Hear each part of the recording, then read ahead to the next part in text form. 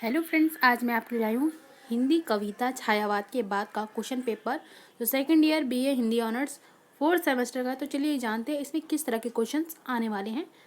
तो यहाँ पर पहले आपको निर्देश दिए गए हैं और यहाँ पर फर्स्ट क्वेश्चन आता है जिसमें 100 प्रसंग व्याख्या दे रखी है, जिसमें आपको क्या है 2 क्वेश्चन दे दिए जाएंगे क और ख ग।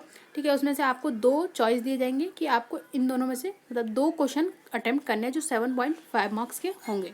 ठीक है, इसके बाद नेक्स्ट क्वेश्चन है। ठीक है, उसके बाद आपको अथवा में दे दिया जाएगा। ठीक है, इस तरह से क्वेश्चन जो आपको है दे दिए जाएंगे। इसमें क्या अंतरिक्ष में गिर गई हैं सारी गेंदें, क्या दीमकों ने खा लिया है। तो ये राजेश जोशी का क्वेश्चन है। ठीक है, जिसमें बच्चे काम पर जा रहे हैं। फिर ये नेक्स्ट क्वेश्चन है आपको क ख ग इस तरह से दे दिए जाएंगे।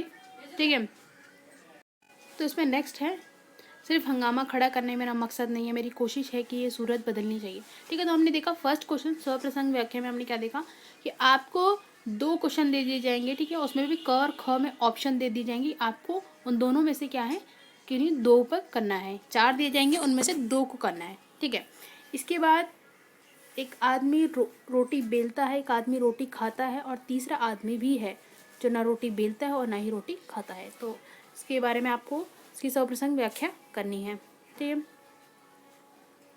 फिर सेकंड क्वेश्चन है निम्नलिखित अवतरणों में से किन्हीं 2 का रचना कौशल की दृष्टि पर विश्लेषण कीजिए। ठीक है, आपको यहाँ पर रचना कौशल लिखना है, यानी कि जिस की भी बारे में वहाँ पर बता रखा होगा उसके बारे में आपको बताना है। तो यहाँ पर क में देखा कौन है वो व्यक्ति जिसको चाहिए ना समाज, कौन है वह जिसको नहीं पड़ता दूसरों से काज। ठीक है, तो इसकी क्या है आपको इस पूरे की मूल संवेदना बताने की, आखिर लेखक इसके बारे में बताना क्या चाहता है। ठीक है, इसके मूल संवेदना को आपको व्यक्त करना है। ठीक है, इसके बाद ख में आपको दे रखा है जब वह बहुत ज़्यादा थक जाती है तो उठा लेती है सुई और तांगा। मैंने देखा है कि जब सब सो जाते हैं तो सुई चलाने वाले उसके हाथ देर रात तक समय को धीरे धीरे सिलते हैं। ठीक है, तो इसका क्या है आपको काव्य सौंदर्य लिखना है। ठीक है, आपको उसको क्या लिखना है काव्य सौंदर्य लिखना है, और पहले वाले का आपको मूल संवेदना लिखनी थी।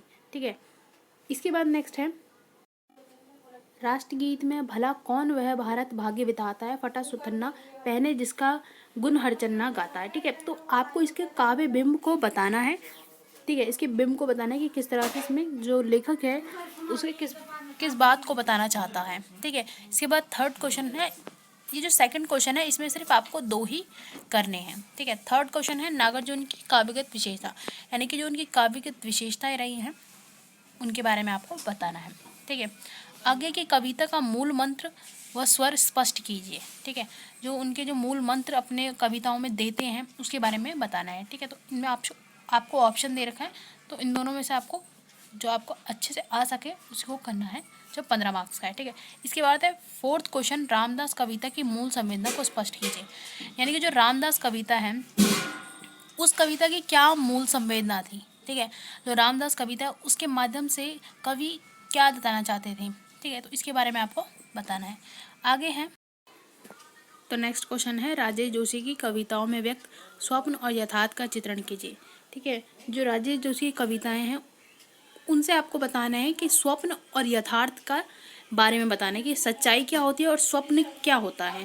ठीक है, तो फोर्थ क्वेश्चन में आपको एक तो रामदास की मूल संवेदना करनी है और राजेश जोशी की स्वप्न और यथार्थ का चित्रण करना है, जो इनमें से एक करना है और 15 मार्क्स का है। ठीक है।